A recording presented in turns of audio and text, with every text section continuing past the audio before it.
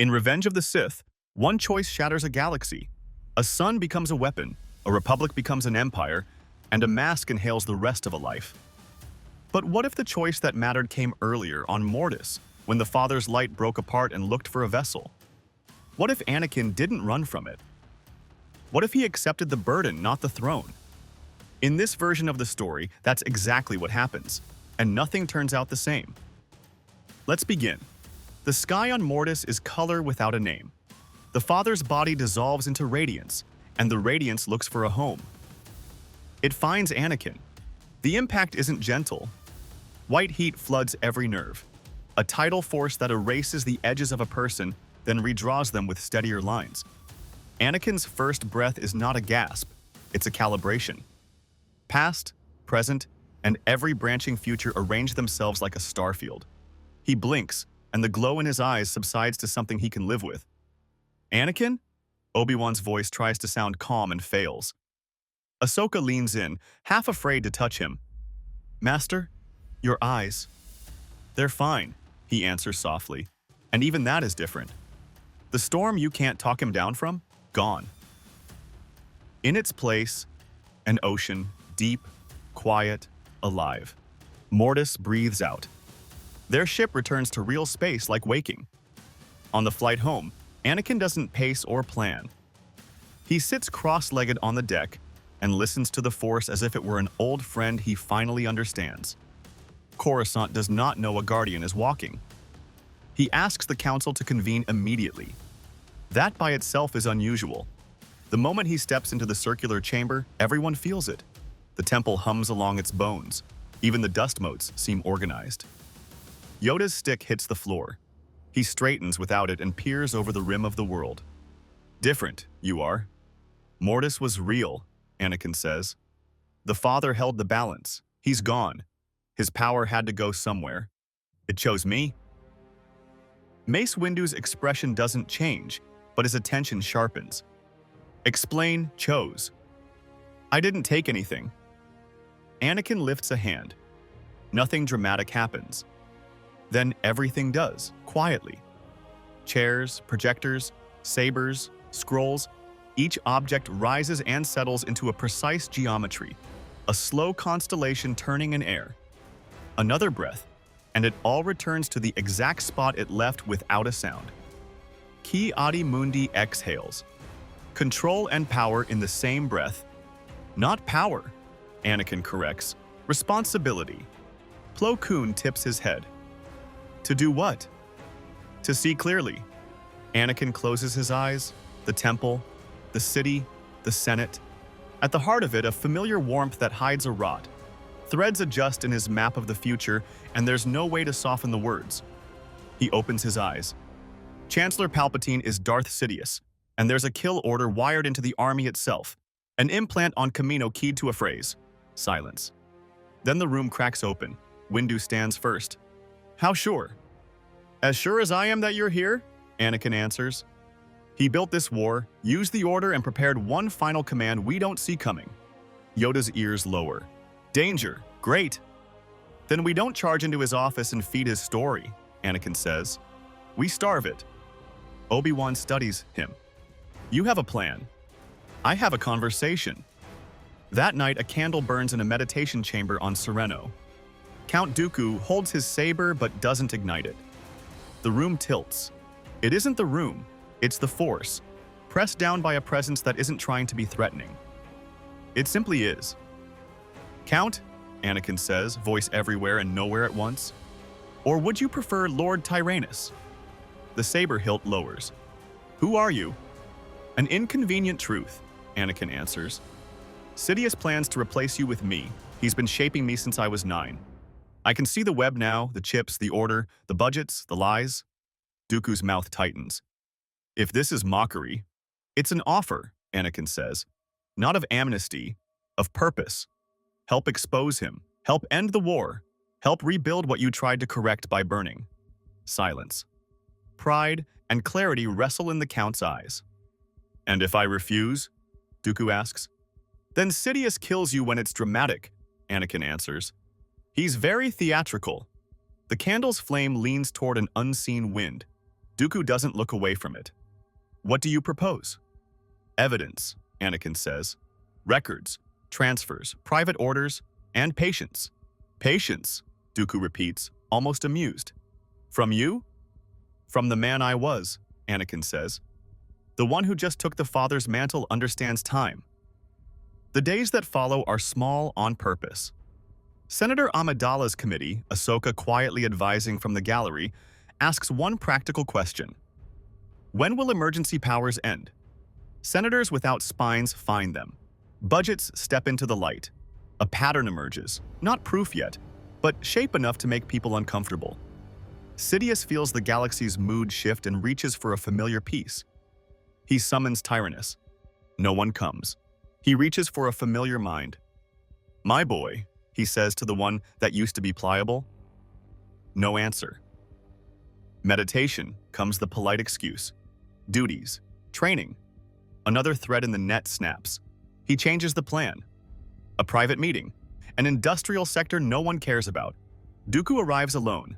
The Chancellor steps from shadow with a smile too wide to be human. What have you done, my apprentice? I remembered the truth, Dooku says. Sidious doesn't waste more breath. Lightning lances across the gap and hits a blue blade. Anakin stands between them, not with a grin or a speech, but with eyes that see a very old game. Hello, Chancellor, he says. Sidious's mask peels. Anakin. From the rafters, more blades drop light into the room. Windu, Yoda, Obi-Wan, Plo Koon, 4 steady fires. This is an arrest, Windu says. You will stand trial for treason. Sidious's answer is fury. He fills the air with storm. The masters hold. Anakin doesn't ignite a second blade. He raises one hand. The lightning curves with the room, drawn into his palm like water into a deep well. It doesn't scorch him. It vanishes. Sidious blinks, tries more. The metal around them glows, the air wobbles. Anakin breathes and turns dark into light. The chamber spills radiance. Sidious stumbles back, connection fraying. Yoda steps in, not with speed but with accuracy that time earned. Obi-Wan and Windu press the angle, reducing options. Sidious feints at escape. Anakin is already there. He doesn't rip the soul free. He cuts the thread that ties Sheev to Sidious, using a discipline the oldest archives barely whisper about. Unmaking corruption without erasing will. The red blade falls. The old man looks smaller. Where am I? He asks, voice raw. In the mess you made, Windu says. Alive. Dooku's saber remains unlit. Evidence, he says calmly.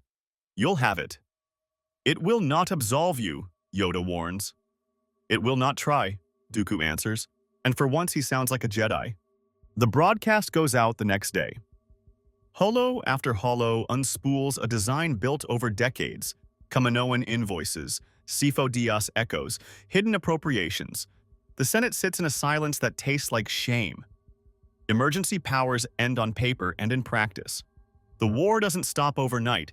It sputters and stumbles into negotiation. Separatist systems that bled for a lie bleed a last time for peace. Med teams trained on Kamino remove the chips. The clones choose. Some stay in uniform. Some go home. For the first time, choice belongs to them. And the order? It looks in a mirror it's avoided for a century. On a high terrace above the city, Anakin meets Yoda in the wind. Abandon the code, should we? Yoda asks, half a test. Understand it, Anakin answers. There is no emotion. There is peace doesn't mean feel nothing. It means make peace with what you feel. We cut ourselves off to avoid fear and grew brittle. Attachment isn't rot by default. Possession is. Jealousy is. Fear is. Love can be a road to light if we stop lying about it. Yoda watches him without blinking.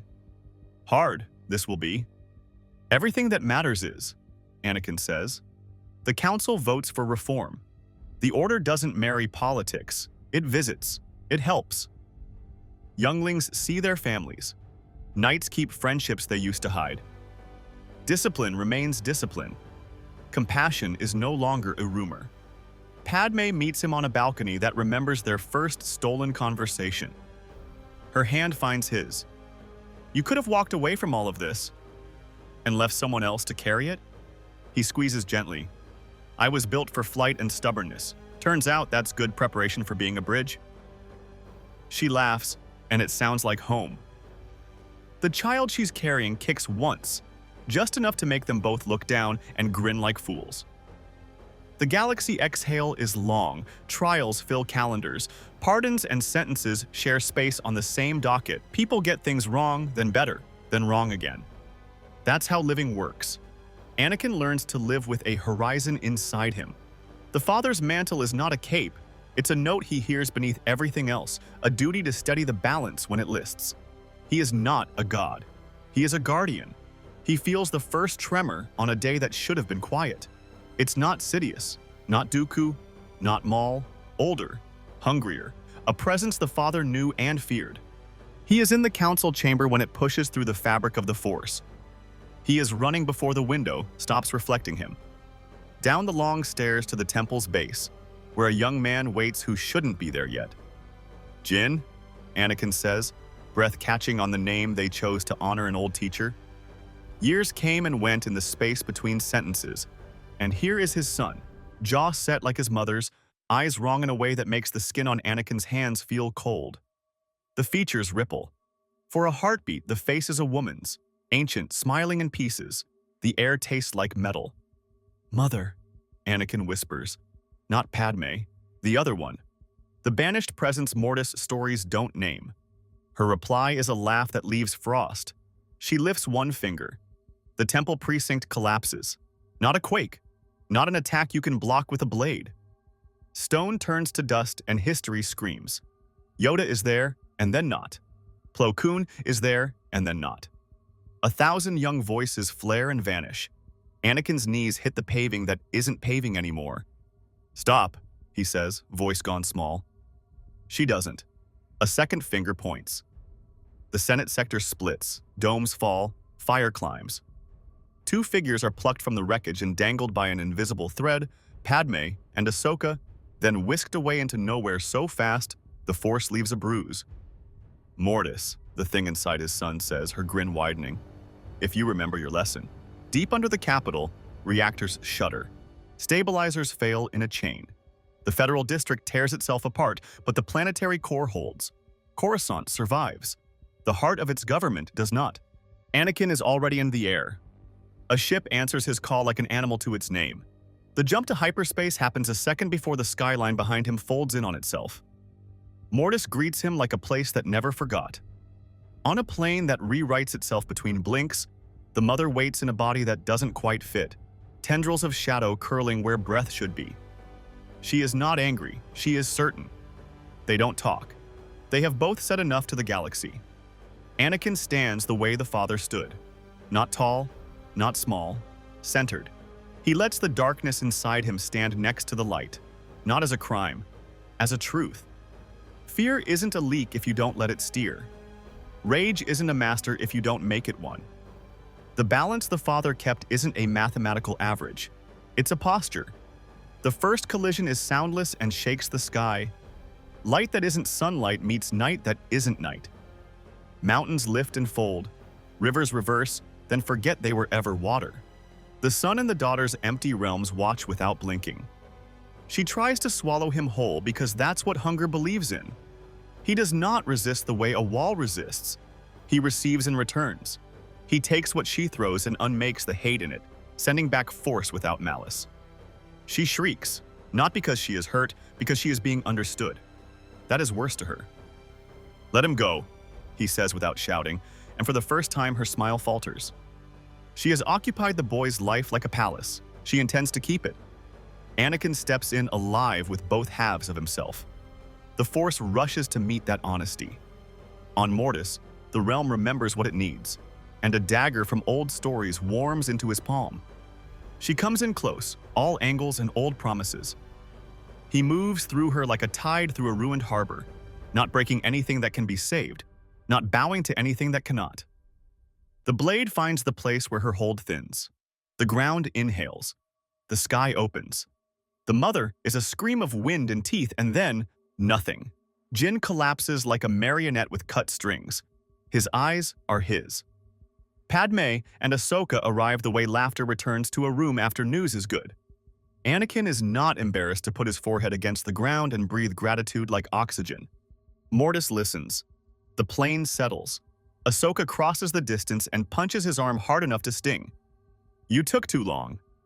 He laughs, and then tears ruin the laugh, and then the laugh returns, which is how relief works. Padme presses a palm to his chest as if to be sure the thing humming inside him is still him. Jin sits up slowly, guilt already climbing into his voice. Anakin shakes his head once. "Not your fault," he says, and makes it true. Some debts the Force itself cancels. They stand 4 in a place that has known 4 before. Mortis knows their shapes and offers roles none of them asked for. A family could live here forever and keep a galaxy upright. Anakin says no. He remembers the father's quiet eyes and the lesson inside them. Balance isn't retreat, it's responsibility carried into the noise. "I stay," he says. "For a while. Someone needs to mind the center while the galaxy remembers itself." He looks at Ahsoka. "Teach them to bend instead of break?" Ahsoka nods, jaw set the way it is when she decides to be kinder than her anger would prefer. Padme watches him with a look he saw only once before, at a lake on Naboo, where futures felt simple if you didn't look too closely. "You come home," she says. It is not a question. "When the note holds without me," he answers. And the honesty between them doesn't hurt either of them the way it used to. They have finally learned the difference between love and fear. Jin lingers, shame slumped like a cloak. "I heard a voice for years," he admits, words small. "I thought it was mine." "It wasn't," Anakin says gently. "Now you know what yours sounds like. They do not crown anyone. They do not build a throne. They leave a promise in the air where the Father's last breath still tastes like patience. This exists to keep others living, not to keep us above them." Back in the lanes of normal stars, the news is difficult. Coruscant lives, but its government heart is gone.